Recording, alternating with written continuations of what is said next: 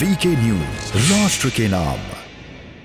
पाकिस्तान में बीते दिनों शुरू हुआ सियासी ड्रामा अब भी जारी है। वजीर आजम चाहे कोई भी हो, मुल्क के हालात सुधारने की जगह और भी बिगाड़ ही देता है।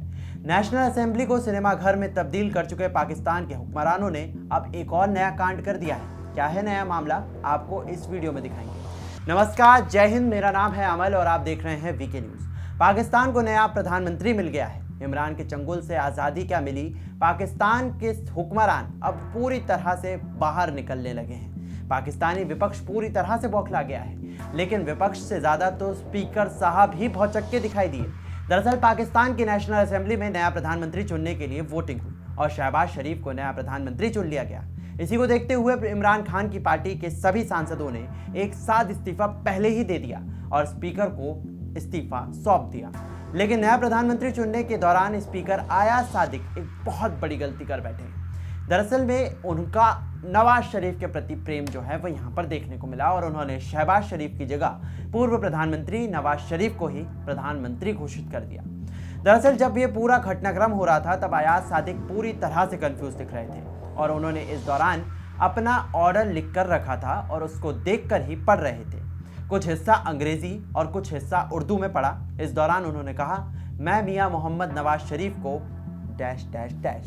दरअसल में डैश डैश डैश का मतलब है कि मैं मियां मोहम्मद नवाज शरीफ को प्रधानमंत्री बनाता हूं। सादिक के इतना बोलते ही पूरा सदन ठहाकों और तालियों से गूंज उठा।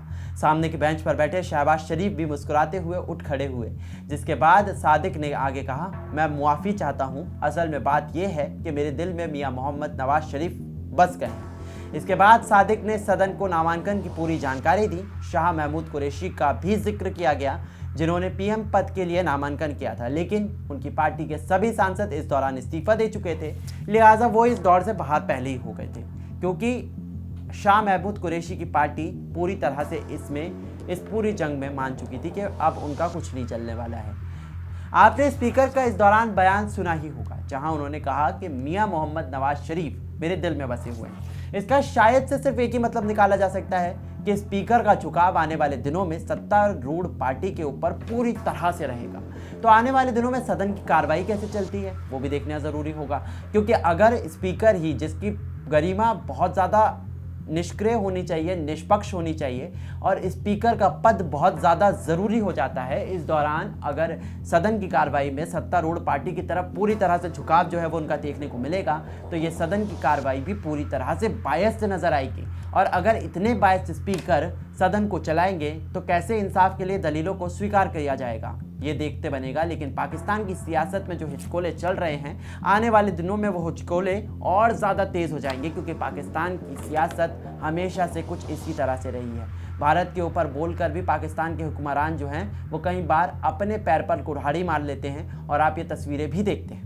फिलहाल आपका इस खबर के ऊपर क्या कुछ कहना है, आप कमेंट सेक्शन में हमें ज़रूर बताएं और बाकी देश विदेश की खबरों से जुड़े रहने के लिए आप देखते रहिए वीके न्यूज़। नमस्कार।